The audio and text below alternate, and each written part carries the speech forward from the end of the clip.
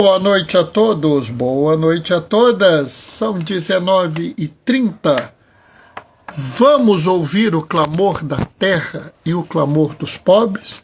E aí, pessoal, tudo bem com vocês? Eu estou aqui acertando o ring light, tentando fazer as coisas ficar razoavelmente funcionante, né?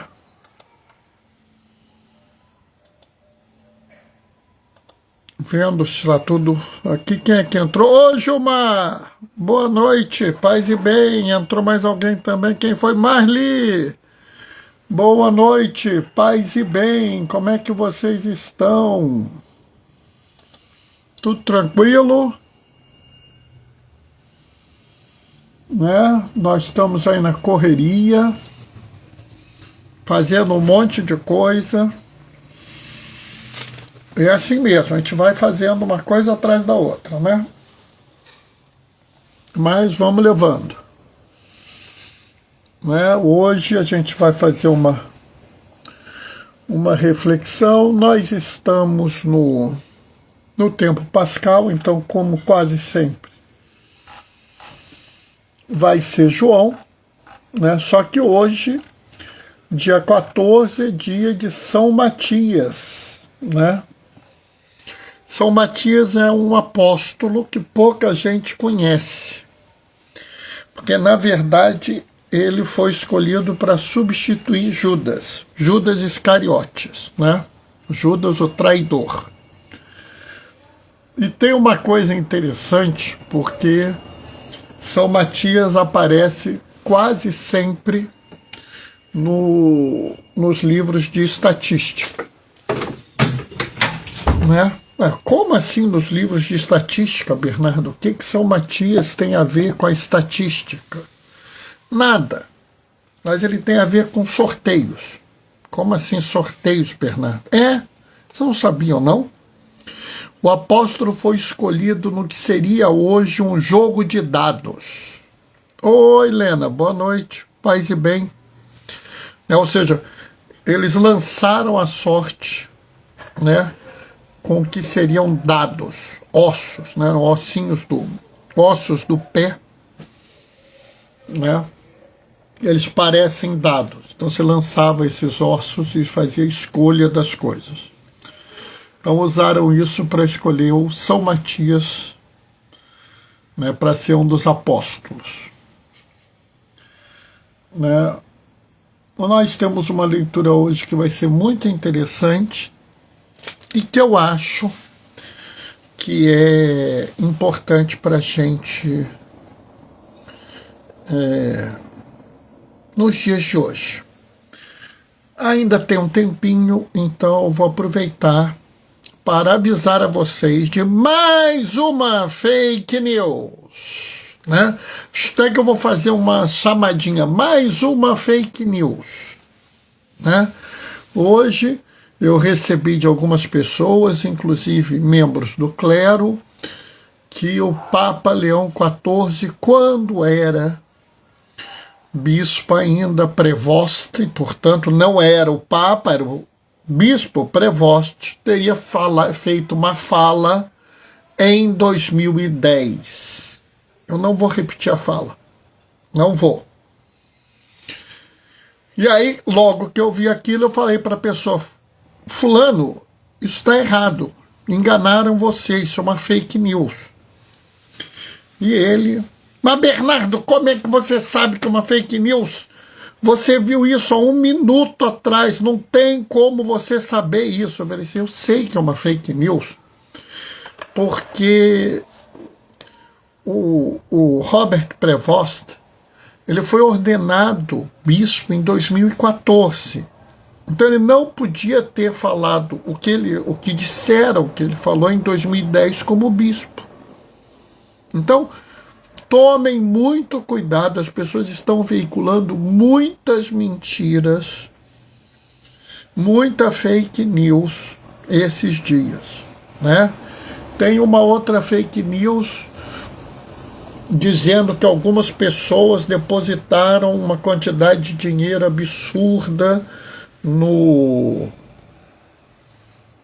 Banco do Vaticano. Fake news! Tá? Por que é fake news? O Banco do Vaticano não tem contas de pessoas físicas, só de pessoas jurídicas, ou seja, de instituições. Tá? Então, não existe isso. É fake news também. Tá? Mas chegou a hora, vamos aproveitar e ler o Evangelho. O Senhor esteja convosco, Ele está no meio de nós. Proclamação do Evangelho de Jesus Cristo segundo João. Naquele tempo disse Jesus a seus discípulos: Como o Pai me amou, assim também eu vos amei. Permanecei no meu amor. Se guardardes os meus mandamentos, permanecereis no meu amor.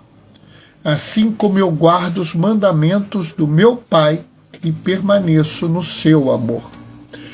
Eu vos disse isso para que a minha alegria esteja em vós e a vossa alegria seja plena. Este é o meu mandamento. Amai-vos uns aos outros, assim como eu vos amei. Ninguém tem amor maior do que aquele que dá a sua vida pelos amigos. Vós sois meus amigos, se fizerdes o que eu vos mando. Já não vos chamo servos, pois o servo não sabe o que faz o seu senhor. Eu vos chamo de amigos, porque vos dei a conhecer tudo o que ouvi do meu Pai. Não fostes vós que me escolhestes, mas fui eu que vos escolhi e os designei para irdes e para que produzais frutos, e vosso fruto permaneça. Então, o que pedires em meu nome, o que pedires ao meu Pai em meu nome, Ele vô-lo considerar. Isto é o que eu vos ordeno. Amai-vos uns aos outros. Palavra da salvação. Enquanto a gente estava lendo aqui, mozinho que estava lá resolvendo umas coisinhas, entrou aqui para ficar aqui com a gente também. Então temos mozinho aqui também. Bom, essa leitura é o Evangelho de João.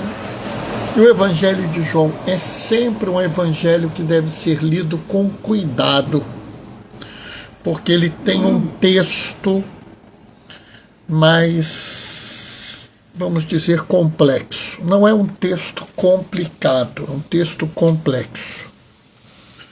Bernardo, qual a diferença de complicado para complexo? Bom, eu costumo tentar explicar assim. Se você pegar um bando de barbante, tiver todo embaralhado, todo embaraçado, e você puxar o fio direitinho e desembaraçar aquele fio do barbante, você vai ter uma coisa mais útil. Por quê? Porque o barbante embaraçado é complicado, mas ele desembaraçado é útil. Ué, Bernardo, o que é o complexo? Um tapete. Se você pegar o tapete, você puxa o fio, puxa, vira um fio só. Só que aí ele perdeu toda a função, porque ele virou só um fio, não é mais um tapete. Então, o complicado é alguma coisa que, se eu reduzir, se eu simplificar, se torna útil. Complexo, se eu tirar a natureza daquilo, eu perco sentido. Mas, Bernardo, por que você está falando isso? Porque essa vai e vem de João, ele é muito importante. E eu acho que muitas pessoas hoje em dia não estão sendo fiéis seguidores de Jesus porque não fizeram essa dinâmica que João propõe que a gente faça. Vou tentar explicar melhor para vocês. Talvez a minha fala esteja complicada. Prestem atenção. Jesus fala assim: como meu Pai me amou, assim também eu vos amei. Permanecei no meu amor. Então, Jesus está pedindo que nós permaneçamos no amor dele. Mas qual é a lógica disso? Ele fala o seguinte: como o Pai me amou, eu também vos amo. Então ele está estabelecendo aqui uma relação muito interessante. Por quê? Mozinho, você se lembra do início do Evangelho de João? Deus não, é da carta. Não. Ele, no Evangelho de João, ele inicia assim: no princípio era o Verbo, e o Verbo estava com Deus, e o Verbo era Deus. Ou seja, ele mostra que existe uma íntima relação entre o Pai e o Filho. Bernardo, mas o Pai e o Filho não são Deus? Todos são Deus. O Pai, o Filho e o Espírito Santo é Deus, mas ele mostra que existe uma relação desde o início do Pai e do Filho. Essas duas pessoas da Trindade. E ele, lá no capítulo 3 de João, ele fala sobre a grande missão do Filho. Qual era? 3,16, amor. Deus amou tanto o mundo que mandou seu Filho unigênito para salvá-lo. Então, se vocês observarem aqui, nós temos uma relação que é um triângulo. Deus ama o mundo, Deus ama o Filho ama o mundo. Então, aqui a gente tem que entender que nós estamos estabelecendo uma relação baseada no amor. Então, esse é o primeiro ponto. Logo em seguida, Jesus fala: se guardardes os meus mandamentos, permanecereis no meu amor, assim como eu guardei os mandamentos de meu Pai. E aqui é interessante porque, no primeiro momento, esse negócio de amor ficou um pouco vago. Como meu Pai me amou, eu também vos amei. Meu Pai ama vocês, está tudo certo, acabou e pronto. Mas, Bernardo, o que é amar? Né? E aí, mozinho se lembra da primeira carta de João. Quem não ama, não conhece a Deus, porque Deus é amor. Nossa, Bernardo, mas não tinha pensado nessa ligação. É por isso que esse raciocínio é complexo. Mas o amor que nós estamos falando aqui precisa ser materializado. Ele precisa ser mostrado. Sabe, uma vez Papa Francisco falou assim que nós devíamos ser a igreja em saída, mas não ser uma igreja que faz proselitismo. O que é proselitismo? Boa pergunta. Proselitismo é uma palavra complicada porque antigamente prosélito era aquele pagão que era convertido ao judaísmo. E a palavra é sempre entendida de duas formas. Lá antigamente, proselitismo era a ação de tentar trazer as pessoas para a sua religião. Porém, modernamente, e aqui eu estou falando de uns 200 anos para cá, cada vez mais essa palavra é falada como uma ação excessiva. Essa palavra é trabalhada como algo inadequado. Então, por exemplo, quando a pastoral da saúde vai a um hospital visitar os doentes,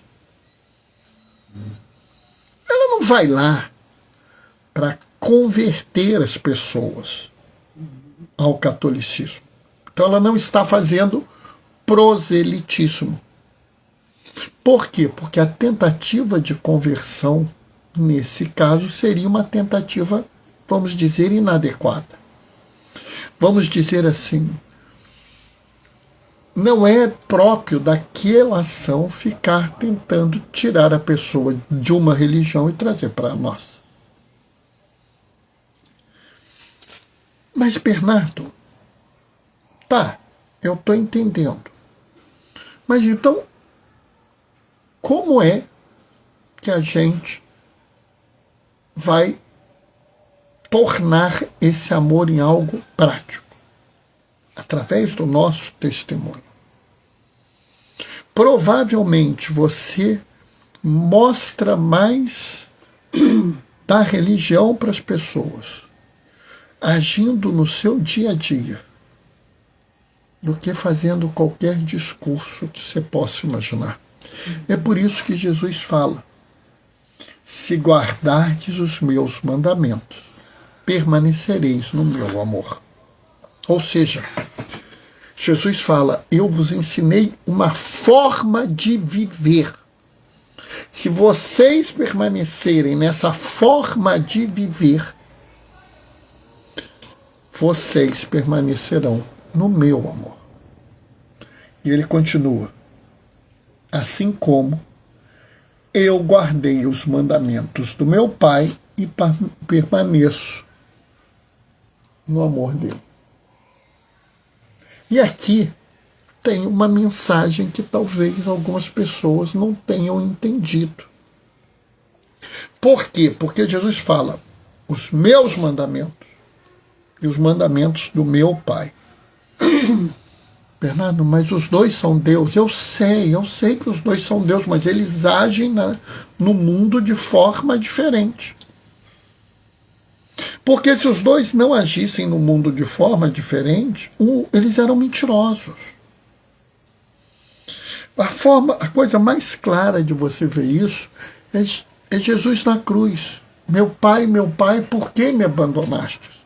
Ele não falou meu Deus, porque ele é Deus, mas ele é filho e ele é pai. Então, aos mandamentos que o pai traz, os mandamentos que o filho traz. Bernardo, eu não estou entendendo. Jesus trouxe mandamentos. Alguém vai dizer: teve. Bem-aventuranças. Mozinho já matou, tá vendo? Mozinho tá um aço hoje, tá sabendo tudo. Na verdade,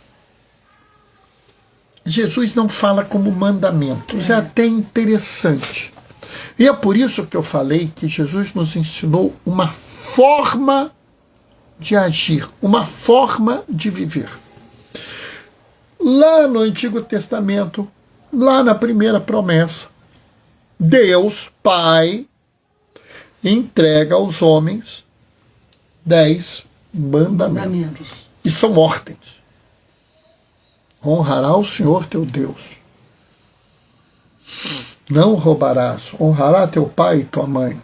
Não levantarás falso testemunho. São ordens. Jesus, na plenitude dos tempos, nos traz não mandamentos. Nos traz 8 bem-aventuranças. Ou seja, Jesus nos mostra 8 coisas que nós devemos fazer e que, fazendo elas, nós estamos caminhando na santidade. Bem-aventurança, na época de Jesus, era o que hoje nós chamamos de santidade. Bernardo, de onde você tirou essa besteira, Bernardo? Ninguém nunca me falou isso. Eu sei, eu entendo. Eu entendo plenamente.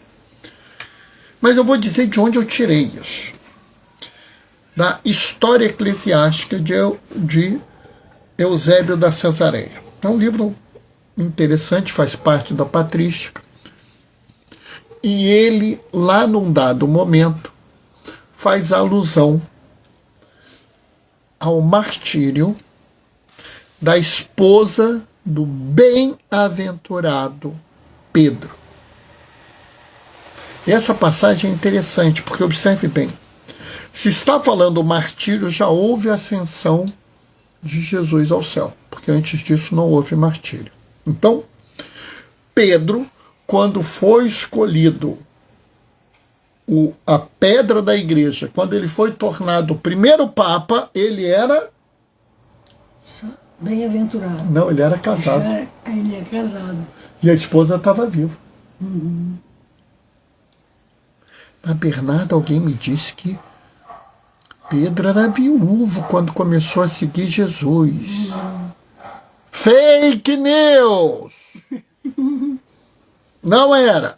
E se quiser, não discuta comigo. Vai discutir com Eusébio de Cesareia. Tá? Não sou eu que estou falando isso, é Eusébio de Cesareia. Beleza? Bom, vamos adiante. Já se entendia naquela época que Pedro era diferente dos outros.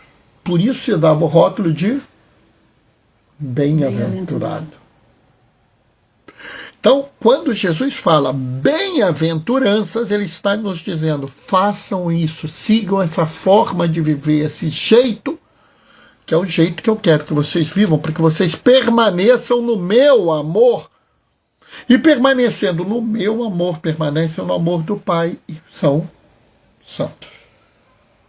E é muito interessante, porque ele não dá mais ordem. Ele fala assim, felizes os misericordiosos, porque alcançarão misericordiosos. Felizes os mansos, porque serão chamados filhos de Deus.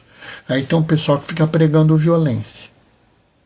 Ficam pregando até palavras, brigar com palavras, coisa odiosa, guerra de palavras. Felizes os mansos, que serão chamados filhos de Deus. Aliás, Papa Leão XIV, conversando com os jornalistas, pediu uma comunicação pacífica. Por que a gente não vai fazer isso? E eu vou buscar, eu vou ver um jeito se eu tenho como colocar no meu Instagram uma fala de um padre jesuíta que eu achei genial, que ele mostra 5 coisas para você ter uma comunicação pacífica, e são versículos da Bíblia. Tinha que ser jesuíta para fazer isso, eu nunca vou fazer isso, mas ele fez. Bom, então, ele vai colocando, felizes os que têm fome e sede de justiça, porque serão saciados. Ou seja, ali, nas bem-aventuranças, não é propriamente um mandamento, mas é um ensinamento, uma forma de viver e de agir. Eu estive doente e me visitaste, entra onde isso? Isso é lá no fundo, lá no final, isso é o Evangelho de Mateus. Quando Mateus está falando sobre o último julgamento, o julgamento de toda a humanidade. É. Pensei que fosse uma bem-aventurança também. Não é. Mas você vai ver que, de certa forma, o texto de João guarda vamos dizer, um paralelo com o juízo final de Mateus, que está em capítulo 25, versículos de 31 a 46. Mas eu vou mostrar para você um pouquinho antes. Ele vira e fala assim, eu vos digo isso. Por que ele está dizendo para você viver segundo os mandamentos dele? Por quê? Eu vos digo isso, para que minha alegria esteja em vós e que vossa alegria seja plena. Oi, Terezinha, boa noite, paz e bem. Ou seja, Jesus quer que nós, como o Pai amou Jesus, e Jesus nos amou, ele quer que nós sigamos isso, que nós vivamos com ele. Como ele seguiu os mandamentos do Pai, que nós sigamos os mandamentos dele, que são as bem-aventuranças, mais um que a gente vai ver já já. Mas por quê? Porque ele é um legislador, quer que você siga uma regrinha? Não! porque Ele quer que a alegria dele esteja em nós e a nossa alegria seja plena. Ele entende que se você vive segundo essa forma de viver, a sua alegria será plena. Bernardo, você quer dizer que eu nunca mais vou ter problemas, nunca mais vou sofrer? Não, pessoal. Estou dizendo que você terá uma alegria diferente. Eu diria até que as grandes tristezas, os grandes tormentos que você terá na sua vida, e eles existirão. As tristezas existirão, os tormentos existirão, as dificuldades existirão, sim. Jesus nunca te prometeu sucesso, êxito, vitória. Ele só te prometeu que Ele estaria contigo todos os dias, até o fim dos tempos. O que Ele está dizendo é que você terá uma alegria que é diferente de todos os outros. E quantas vezes nós vemos homens e mulheres com fé profunda, que em situações inacreditavelmente terríveis estão em paz consigo. E aí vem a pedrada. Este é o meu mandamento. Opa! Então, além das bem-aventuranças, Jesus deu um mandamento. Ah, é? Deu. Olha aqui, ó. Amai-vos uns aos outros, assim como eu vos amei.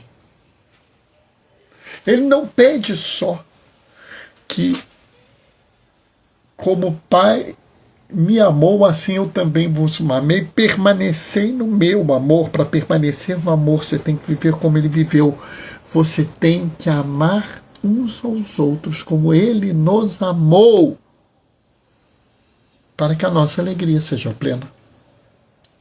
E aí, amor, é que eu digo para você, mozinho, que existe uma relação entre esse texto, entre as bem-aventuranças e o juízo final. Por quê? Porque o juízo final de Mateus diz: eu tive fome e me deste de comer. Dar de comer a quem tem fome não é um ato de amor? Sim. Dar de beber a quem tem sede não é um ato de amor? Vestir o nu, acolher o estrangeiro, o imigrante, o refugiado, não é um ato de amor? Acolher as populações vulneráveis não é um ato de amor? Visitar o doente, visitar o preso, não é um ato de amor?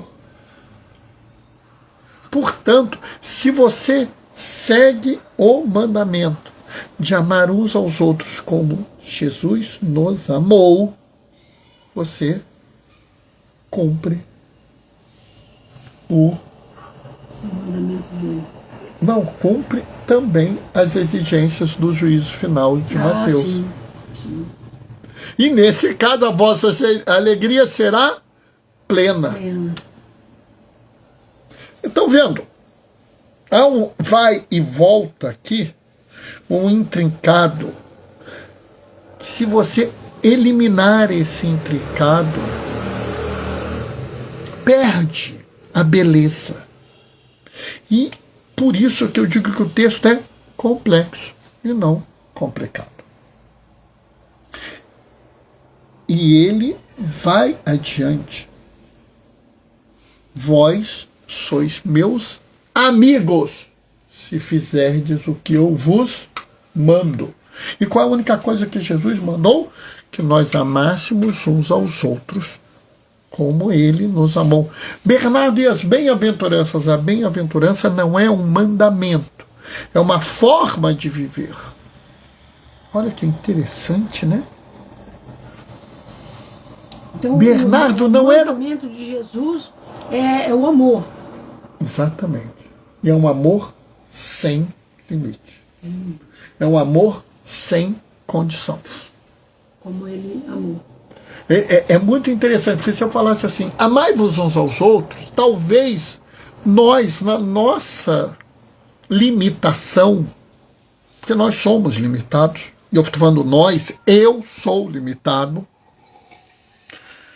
talvez a gente impusesse limite nesse amor. Mas quando Jesus fala como eu vos amei, é um amor ilimitado. É um amor incondicional. É um amor que atravessa todas as barreiras. É um amor que vai erguer todas as pontes para superar todos os muros. É um amor que vem para salvar as pessoas e não para condená-las. Bernardo, eu nunca ouvi alguém falar isso. Não é possível. Deve ter alguém. Você deve ter ouvido.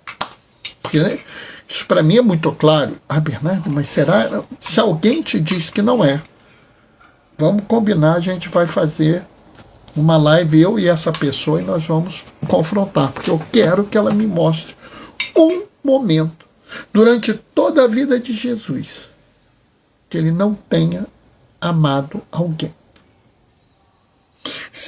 Ele amou todos os seres humanos, todos, sem exceção. Ele amou todas as pessoas, sem nenhuma exceção. Portanto, se ele fez isso, porque nós não podemos fazer?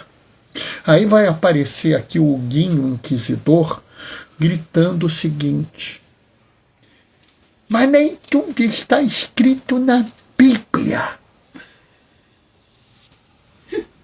Sim, ele está certo. Ele está certo, o próprio João fala, há muitos outros sinais que Jesus realizou, mas que não estão escritos nesse livro. Mas os que estão aqui escritos, é para você acredite que ele é o Senhor e que seu nome viva e tenha vida eterna. Então ele está certo.